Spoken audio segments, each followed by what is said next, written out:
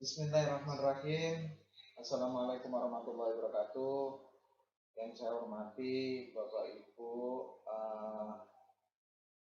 guru sekaligus mewakili orang tua, izinkan saya memaparkan hasil presentasi saya atau sosialisasi saya tentang pelaksanaan segitiga restitusi yang berada di sekolah. Pada hari ini Bapak Ibu, saya memiliki tujuan ingin memaparkan pengalaman-pengalaman yang pernah saya lakukan sekaligus penanganan siswa yang bermasalah. Jadi izinkan hari ini saya pribadi memberikan sosialisasi pada kesempatan hari ini. Izin untuk membagi share screen dulu.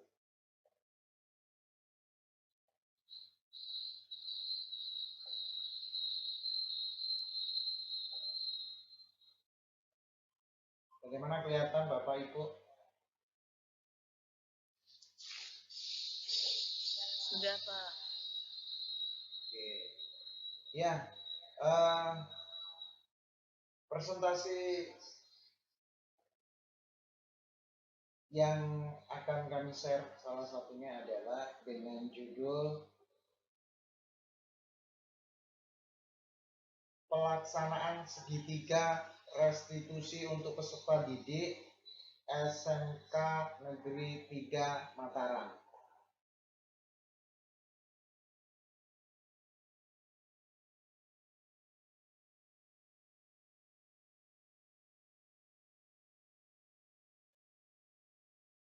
Sebelum kita menindaklanjuti tentang apa sih restitusi yang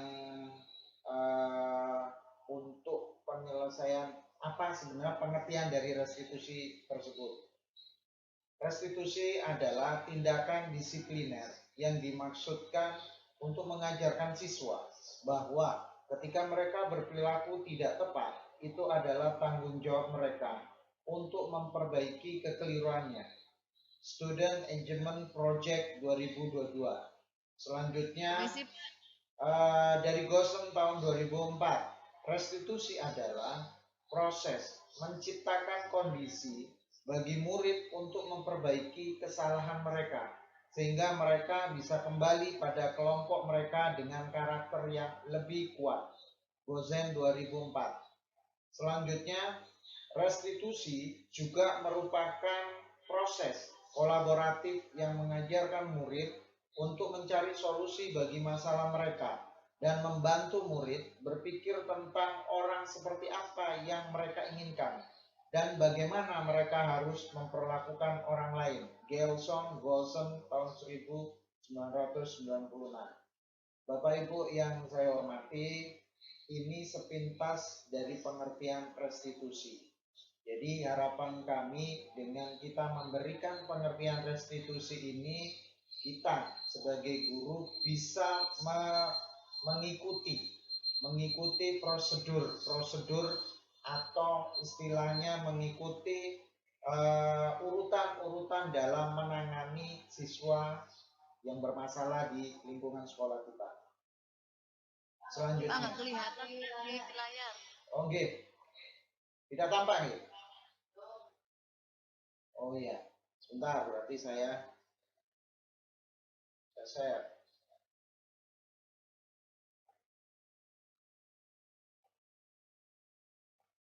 Kalau ini tampak, Bu? Oke. Ya. Kita lanjut. Restitusi berkaitan erat dengan upaya penegakan disiplin yang dilakukan oleh siswa. Dengan restitusi, maka akan membantu siswa untuk memperbaiki kesalahan-kesalahan dari tindakan indisiplinernya. Jadi, Bapak Ibu, yang diharapkan restitusi ini adalah penanganan secara bertahap dan menghasilkan hasil yang diharapkan sesuai dengan Ki Hajar Dewantara. Kita lanjut Bapak Ibu.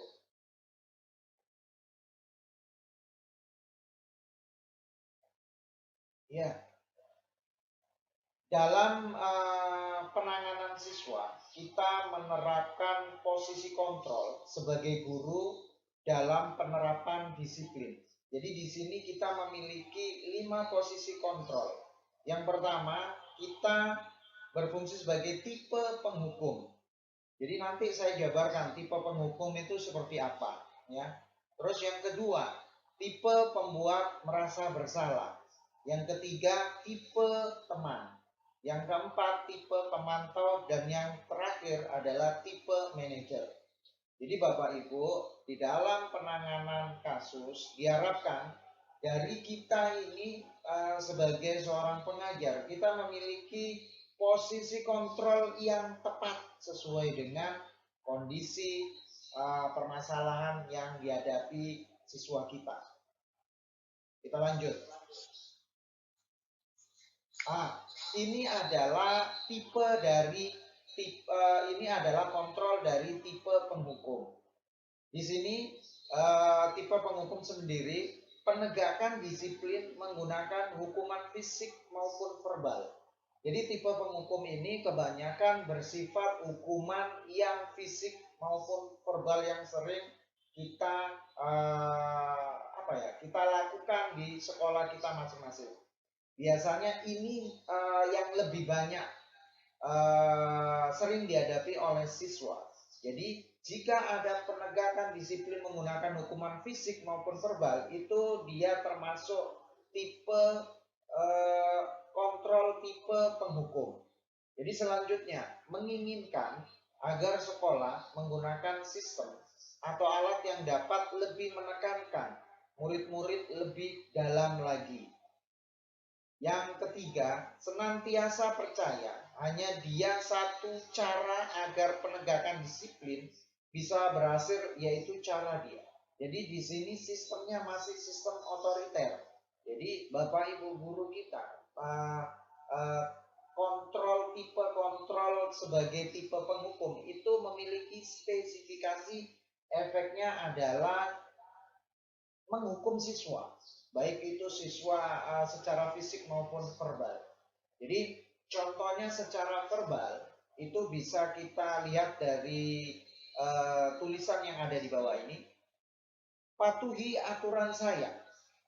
Biasanya dia mengatakan patuhi aturan saya. Jadi kalau dia tidak mematuhi aturan saya, berarti dia siap menerima konsekuensinya. Itu model dari verbal. atau ada kata awas. Kalau awas ini berarti ada pengancaman di sini. Ini juga sering kita lakukan.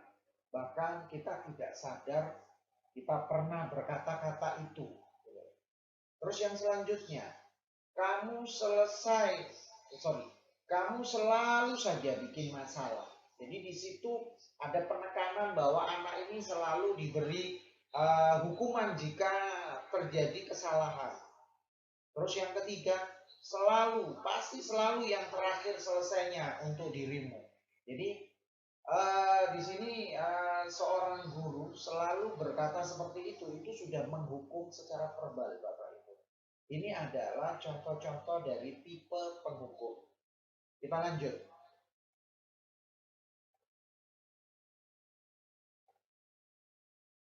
Ya, yang selanjutnya tipe yang kedua adalah tipe pembuat merasa bersalah. Jadi seorang guru menghadapi siswanya, biasanya guru akan bersuara lebih lembut. Jadi tipe pembuat merasa bersalah guru kepada siswa, biasanya guru itu akan bersuara lebih lembut.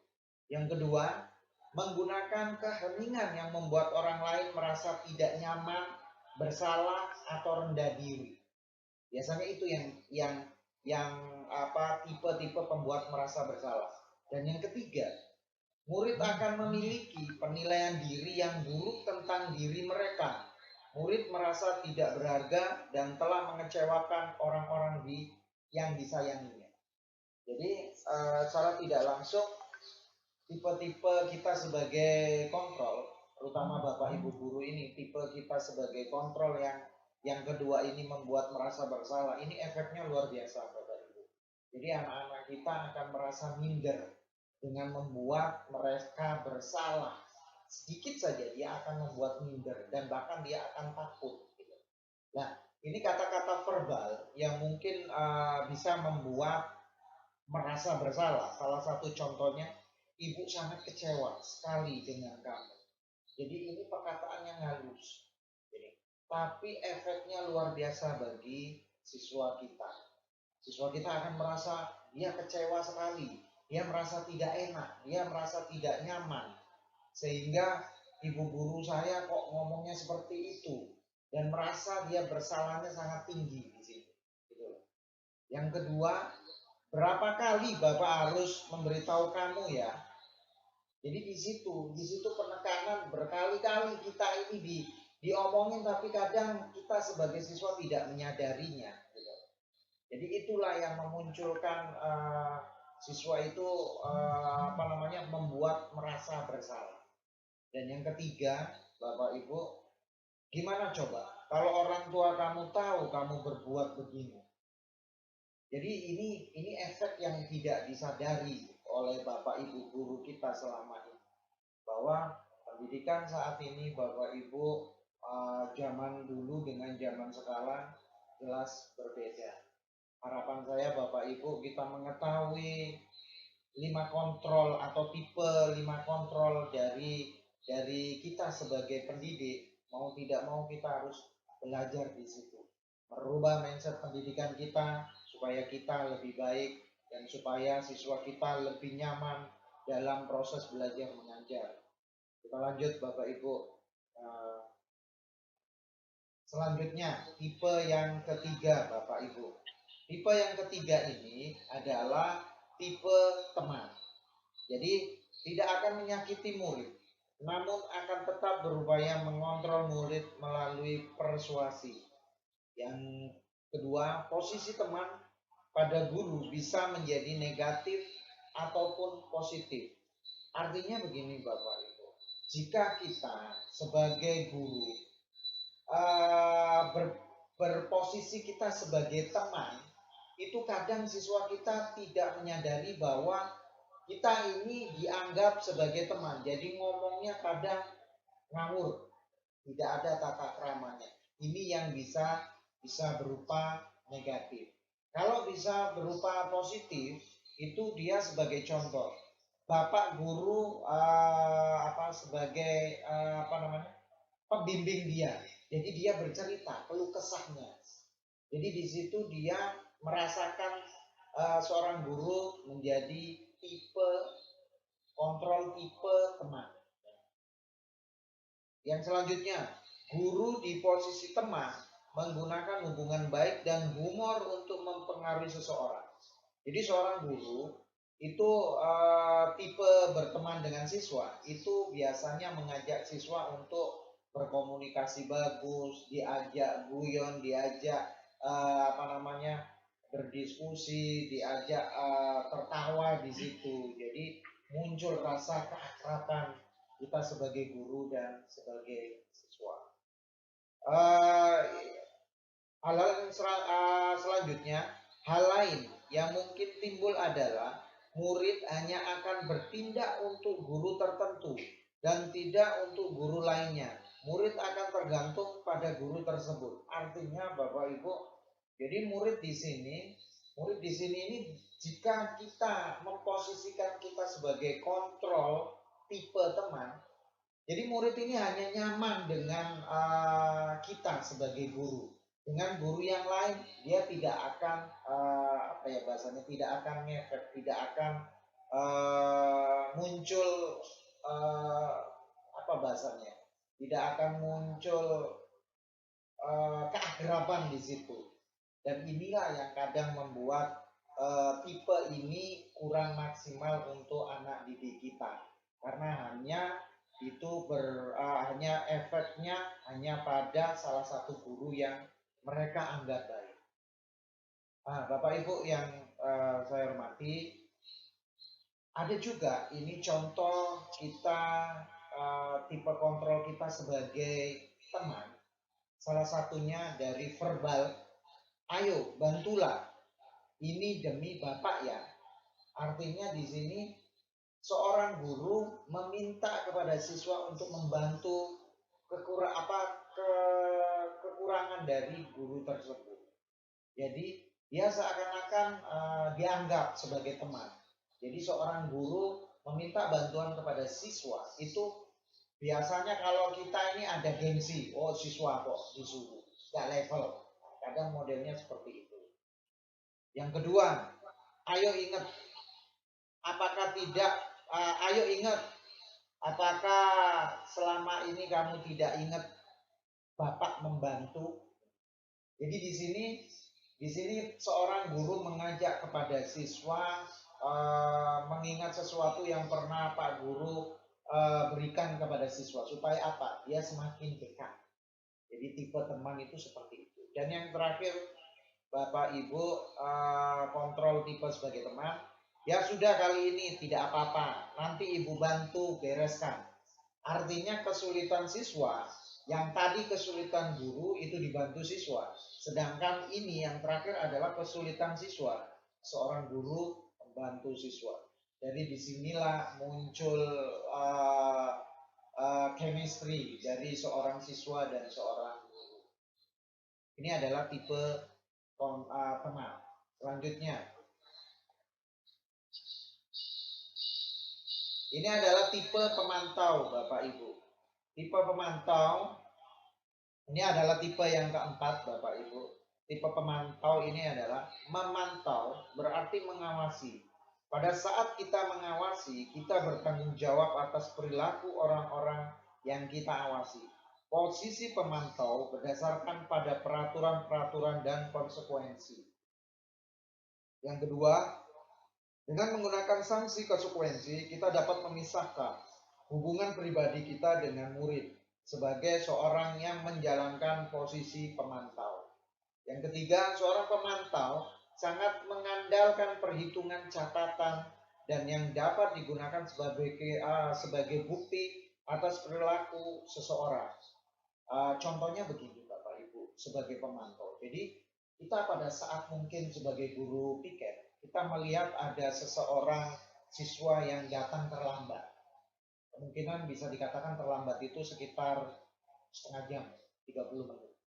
Jadi posisi di situ seorang guru, dia tidak langsung menghukum, tetapi dia menjelaskan, ini loh, halo, namanya Afik, halo Afik, Apakah kamu tahu hari ini jam berapa masuk sekolah? Jadi dia didasarkan pada aturan-aturan gitu. Jadi setelah dia menunjukkan aturan-aturan itu, kamu tahu konsekuensi jika kamu terlambat, dipaparkan di situ. Ya Bu, nanti pada saat jam istirahat saya tidak boleh istirahat, saya harus membersihkan ruangan terlebih dahulu. Ya, kalau kamu sudah tahu konsekuensinya seperti itu, silakan laksanakan. Nah, intinya seperti itu. Dia menjelaskan dengan memaparkan bukti-bukti autentik yang telah disepakati atau aturan-aturan yang telah disepakati oleh sekolah. Nah, ini kata-kata verbal yang menjadi tipe pemantau. Yang pertama, peraturannya apa? Jadi pada saat siswa terlambat itu ditanya peraturannya seperti apa. Yang kedua, apa yang telah kamu lakukan hari ini?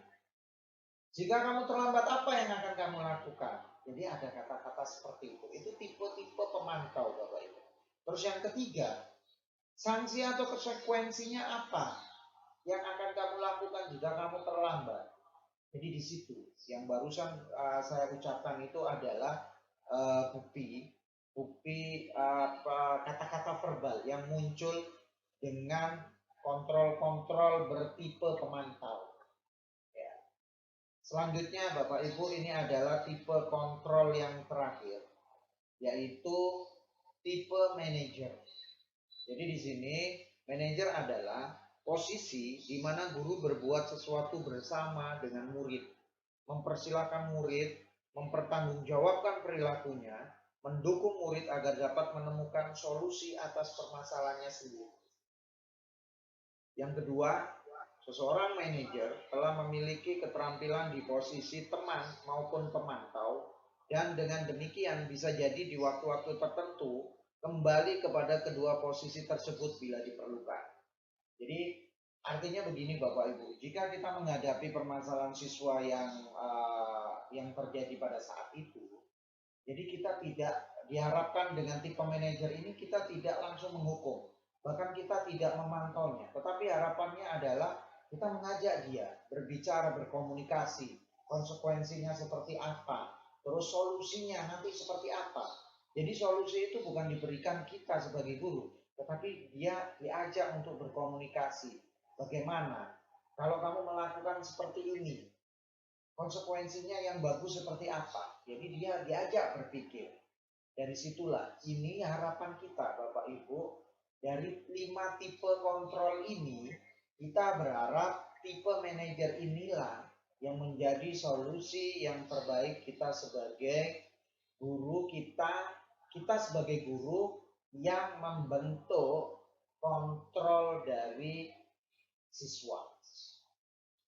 Yang selanjutnya Bapak Ibu, ini adalah segitiga restitusi. Jadi segitiga restitusi ini diharapkan Bapak Ibu kita akan mengetahui apa sih sebenarnya segitiga restitusi. Jadi yang namanya segitiga restitusi ini diharapkan dia membentuk segitiga ini. Jadi gambaran dari bentuk ini kita bisa melihat bahwa ini tidak ada celah yang akan muncul. Dia tidak akan melebar permasalahan ke sana ke sini, tetapi dia tetap akan mengkerucut membentuk segitiga. Dan bahkan diharapkan bahwa permasalahan segitiga yang ada di bawah ini melebar sebesar apapun, dengan melaksanakan segitiga restitusi itu dia akan mengkerucut, sehingga disitulah solusi yang terbaik yang akan diberikan kepada siswa kita jika dia melakukan kesalahan atau melakukan tindakan-tindakan yang di luar harapan kita. Bapak Ibu yang saya hormati, dari segitiga restitusi ini kita akan memaparkan apa sih sebenarnya segitiga restitusi ini. Ya, yang pertama Bapak Ibu. Jadi segitiga restitusi ini Bapak Ibu, yang pertama adalah menstabilkan identitas. Jadi mengapa kok menstabilkan identitas? Mengubah identitas anak dari orang yang gagal karena melakukan kesalahan menjadi orang yang sukses. Terus yang kedua, anak yang melanggar peraturan adalah anak yang mencoba untuk memenuhi kebutuhan dasarnya, namun ada benturan, ada permasalahan yang mungkin kita tidak tahu. Yang ketiga, Bapak Ibu, kalau kita ingin ia menjadi reflektif, maka kita harus meyakinkan si anak dengan cara bijak. Jadi diharapkan Bapak Ibu dalam satu permasalahan, diharapkan segitiga restitusi inilah solusi dari memecahkan masalah-masalah yang dihadapi oleh siswa kita. Bentuk verbal dari menstabilkan identitas itu adalah berbuat salah itu tidak apa-apa. Jadi menstabilkan identitas itu ada kata-kata verbal yang muncul dari Bapak Ibu guru pada saat menghadapi masalah kepada siswa kita. Yang kedua, tidak ada manusia yang sempurna di dunia ini. Nah, kalau model seperti itu disebut juga sebagai menstabilkan identitas. Terus yang ketiga, saya juga pernah melakukan kesalahan seperti itu. Yang keempat, kita bisa menyelesaikan ini dengan baik. Itu harapan dari menstabilkan identitas. Yang selanjutnya, Bapak Ibu tidak tertarik mencari siapa yang salah, tetapi Bapak Ibu ingin mencari solusi dari permasalahan ini. Jadi, setiap ada masalah, Bapak Ibu, diharapkan ya, kita berharap dari sini bahwa kita sebagai guru ibaratnya mendengarkan dulu keluh kesah anak kita. Jadi dia biar bercerita. Pada saat dia bercerita, jangan kita salahkan dia. Oh, kamu salah. Pasti dia akan ibaratnya kalau bahasa kita dia akan mengkerut dan dia tidak akan berani berbicara lagi. Makanya dengan menstabilkan identitas ini, salah satunya kita tidak mencari masalah di sini, tapi mencari solusi dari permasalahanmu. Jadi modelnya seperti itu. Kata-kata verbal selanjutnya adalah kamu berhak merasa begitu. Mengapa kok berhak merasa begitu? Dengan dia bercerita permasalahannya itu, mungkin kita gambarkan diri kita. Seakan-akan kita menyelami permasalahan yang dia hadapi.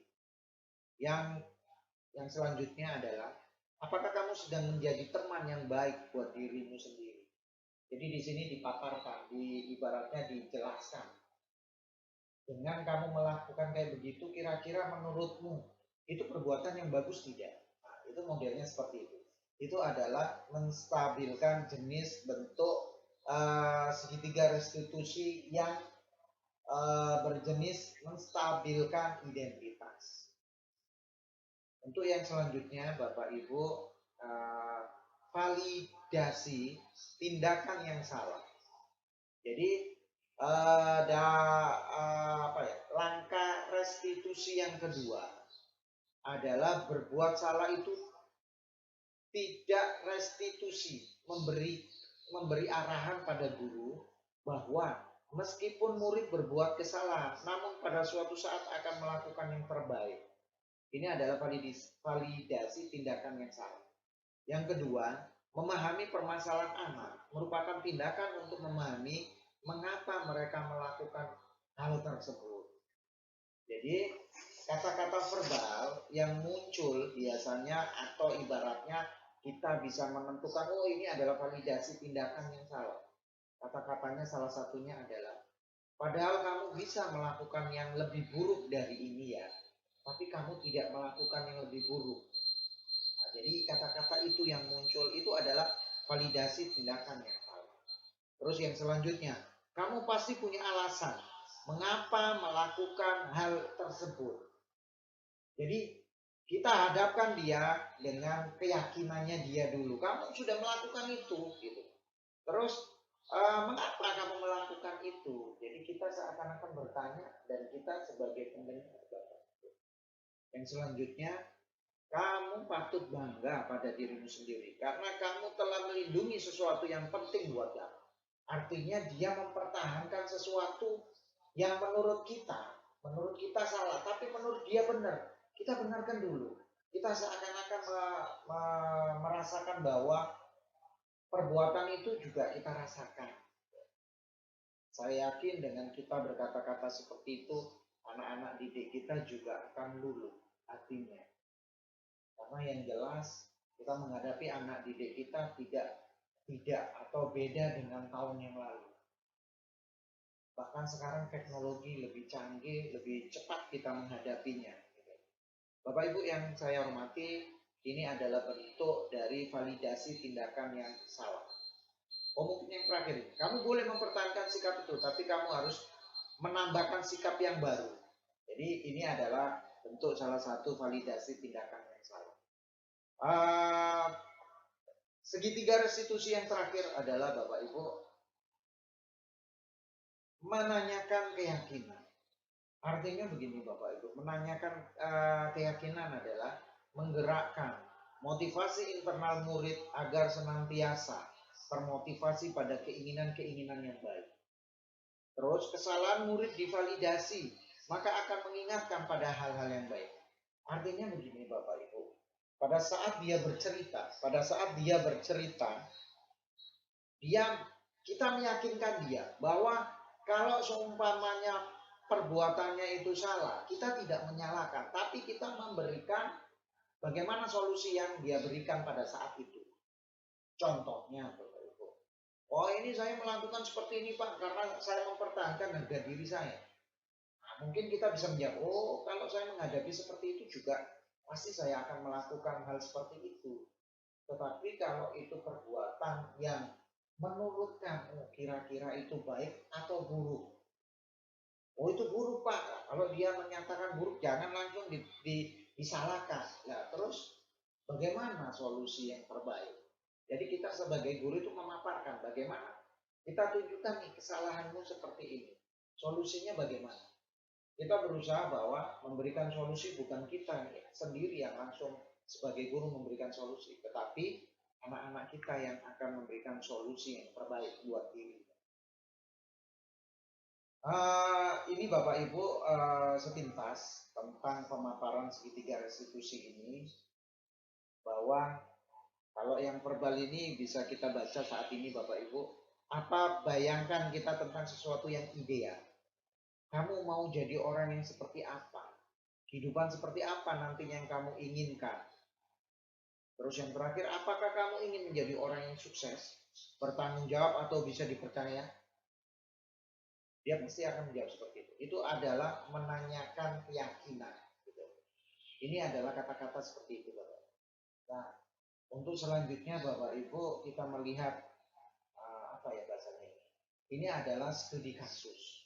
Studi kasus yang bisa kita lihat saat ini adalah yang pertama, ini ada tiga siswa Bapak Ibu, namanya Sultan Satria Ramdhani, Hairul Ramdhana, Rendra Dwiva Pratama.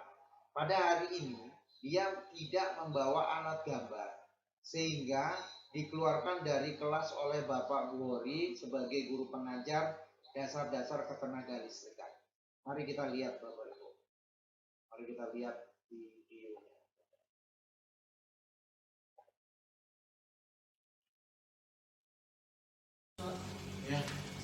Ya, Assalamualaikum.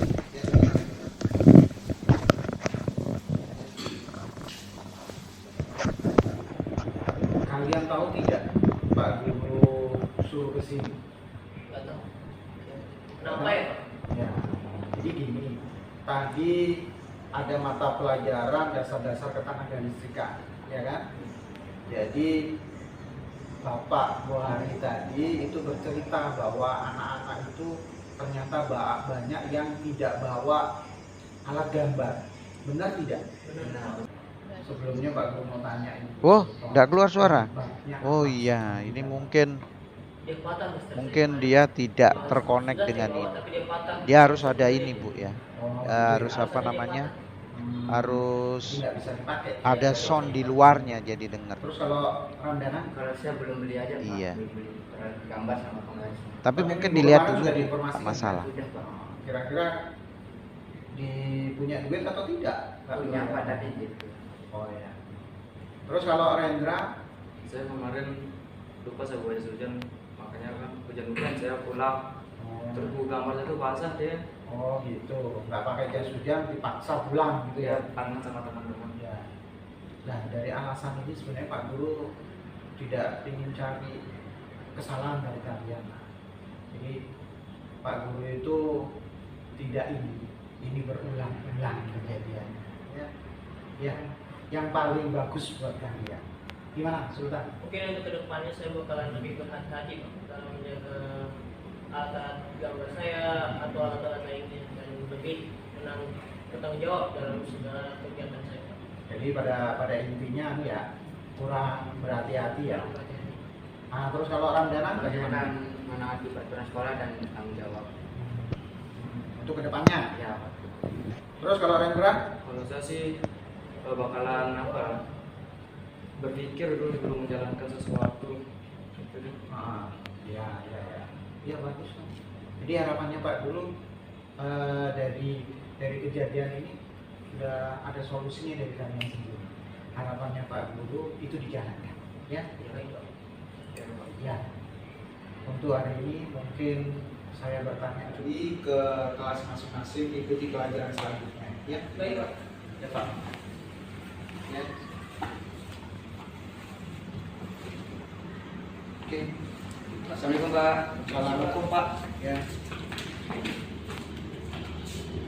Assalamualaikum warahmatullahi wabarakatuh. Perkenalkan, nama saya Harun Belanang dari SMKN 3 Mataram, kelas TKLB. Dengan kasus saya yang tadi, saya tidak membawa peralatan alat tulis, sehingga saya dipanggil oleh Pak Didit Purwoto. Pikiran saya akan dimarahi oleh Pak Didit Purwoto, tetapi Pak Didit Purwoto memberikan saya nasihat dan solusi. Semoga Pak Didit Purwoto sehat selalu dan panjang umur. Sekian dari saya. Assalamualaikum warahmatullahi wabarakatuh. Assalamualaikum warahmatullahi wabarakatuh. Perkenalkan, nama saya Sultan Satria Ramdhani dari kelas 10 TKLB. Oke teman-teman, pada hari ini saya dikeluarin dari kelas pada saat jam pelajaran dasar-dasar kelistrikan karena saya lupa membawa alat untuk menunjang kegiatan saya dalam belajar. Lalu, saya mengira saya bakalan dimarah, bahkan sampai dihukum. Ternyata, Pak Didit tidak memarahi saya, melainkan memberikan saya nasihat dan solusi. Semoga kedepannya kita tidak mengulangi kembali kesalahan yang sama. Sekian dari saya. Assalamualaikum warahmatullahi wabarakatuh.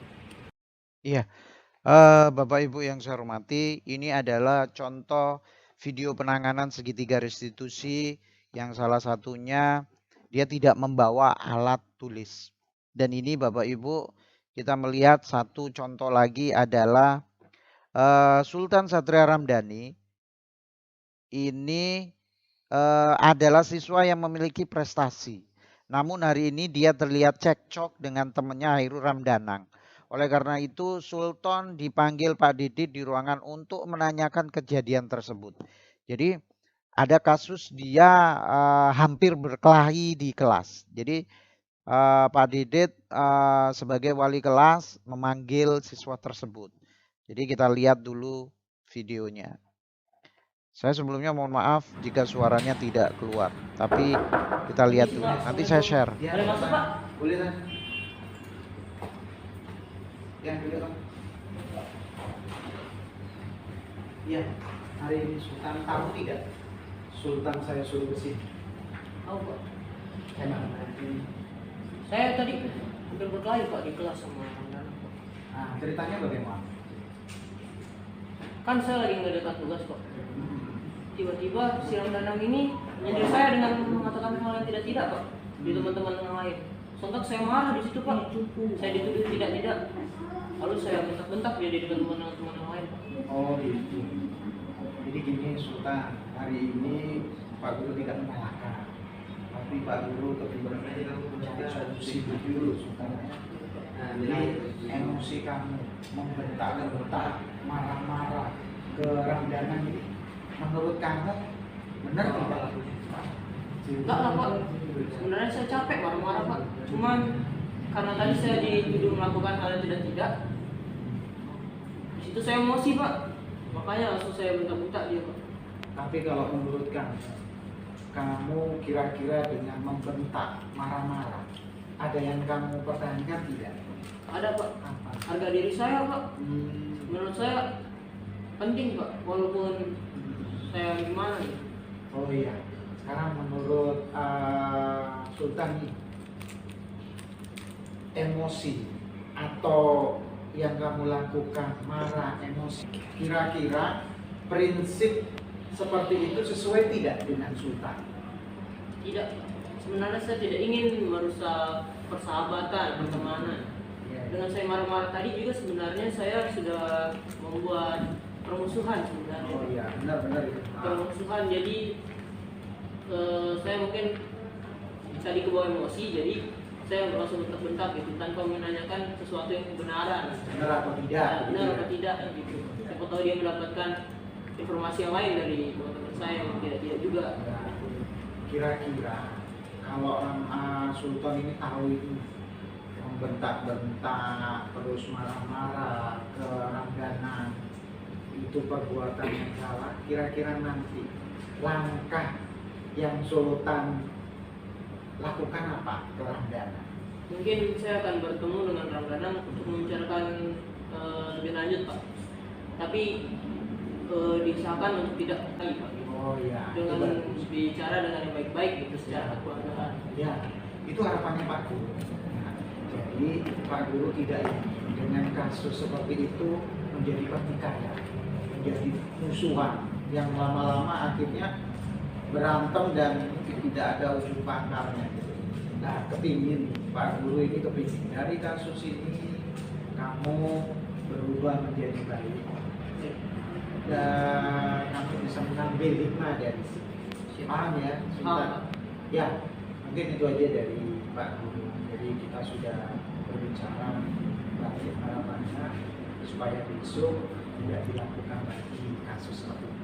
Terima kasih, Pak, sudah memberikan masukan untuk saya menyelesaikan masalahnya. Oke, itu aja. Sekarang silakan kembali ke kelas. Ya. Baik. Assalamualaikum, Pak. Waalaikumsalam.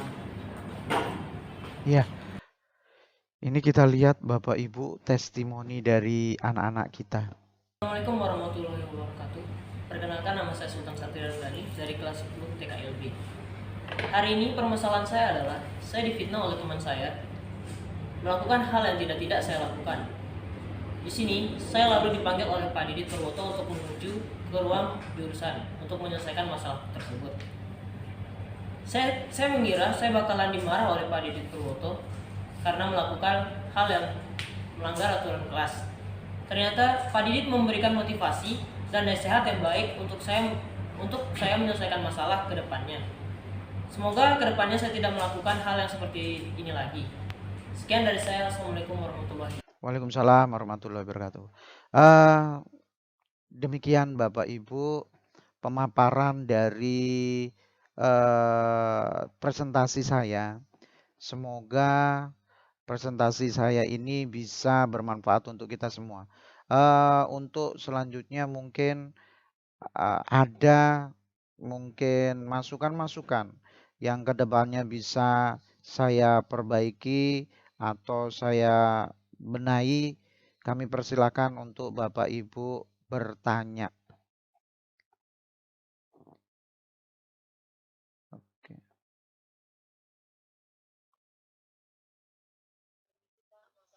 Oke, silakan Bu. Oke, silakan Bu. Oke, boleh Bu, biar jelas di sini Bu.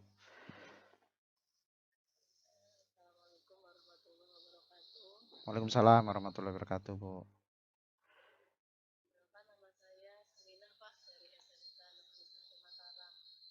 Oke.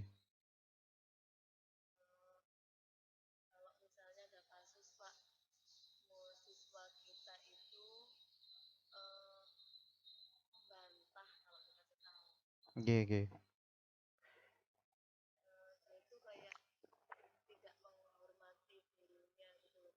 Oke. Iya. Waalaikumsalam warahmatullahi wabarakatuh. Mungkin permasalahan ini kita sharing Bapak Ibu ya. Jadi permasalahan ini mungkin sering kita hadapi di sekolah kita. Ini jelas fenomena yang sering terjadi.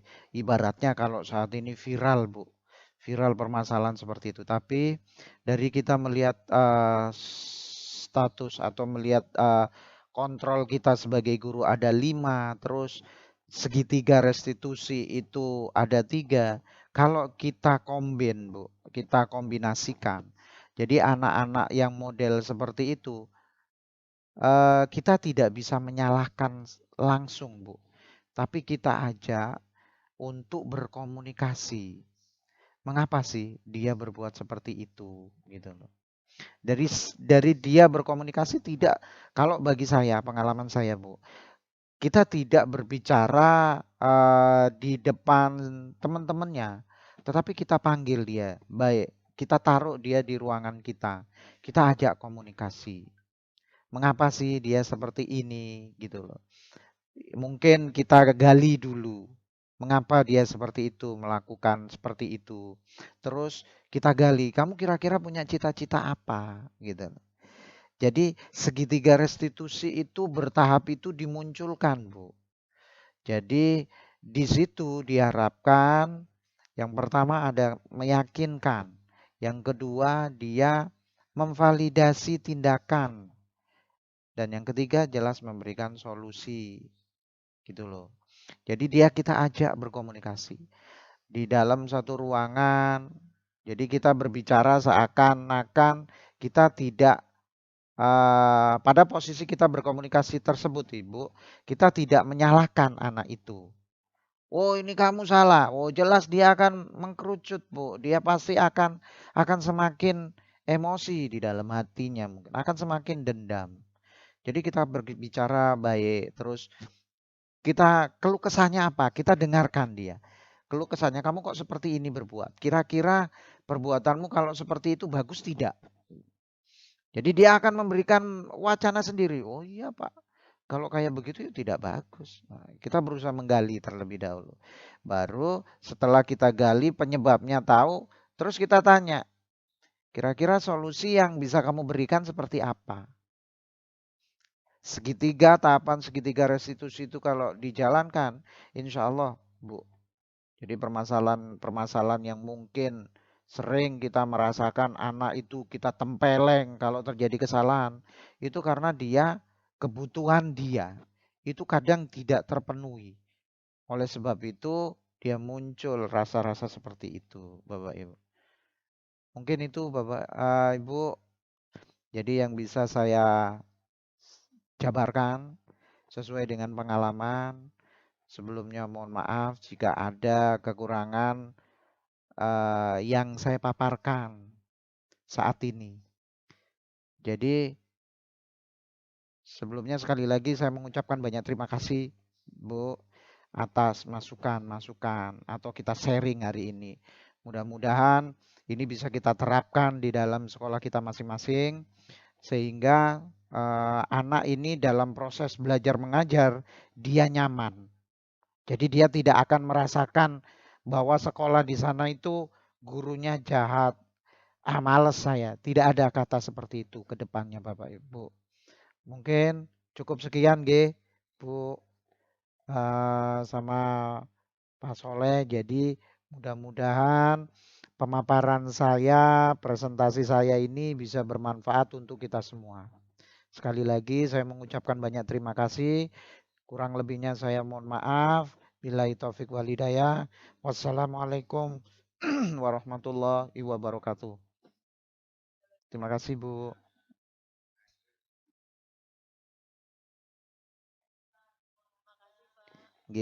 Bu.